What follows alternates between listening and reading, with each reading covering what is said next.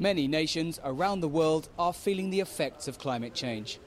The need to curb the steady rise in greenhouse gases has never been more urgent.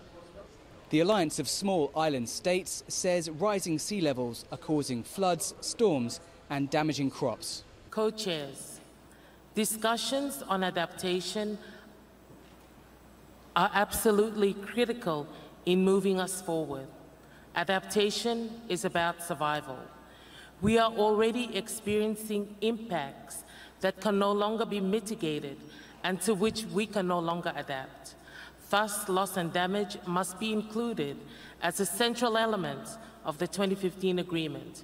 Other islanders tell CCTV of their impatience as they wait for funds from richer nations.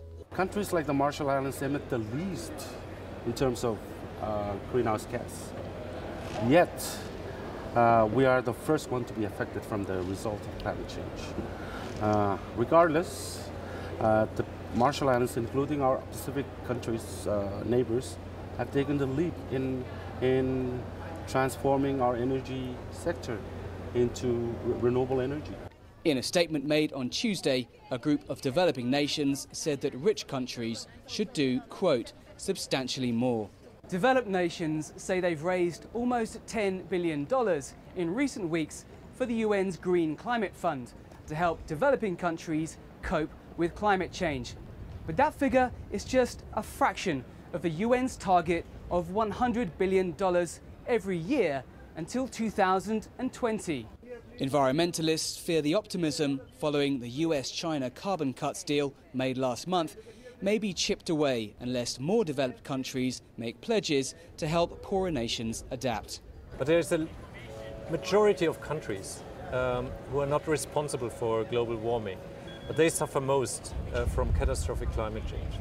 This needs to be reflected in the Paris Protocol, that on the one hand you have ambitious mitigation commitments, and on the other hand clear support mechanisms to adapt to climate change and to help those people who will lose their home. The United Nations says the agreement made in Paris next year will be too weak for net zero emissions, which means to make an impact, most nations will need to greatly increase their carbon cutting pledges in the years to come.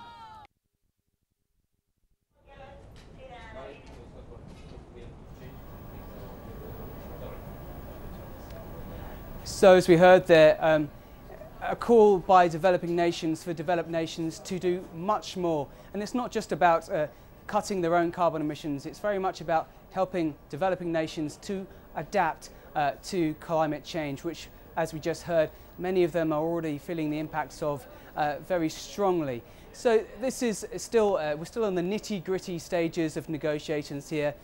Some of the contributions we've heard about are only really a fraction of the total amount which needs to be made in order for as the IPCC, the Intergovernmental Panel on Climate Change, reported, to make those 40 to 70% cuts by 2050 in order to avoid a rise in temperature of 2 centigrade by the end of this century.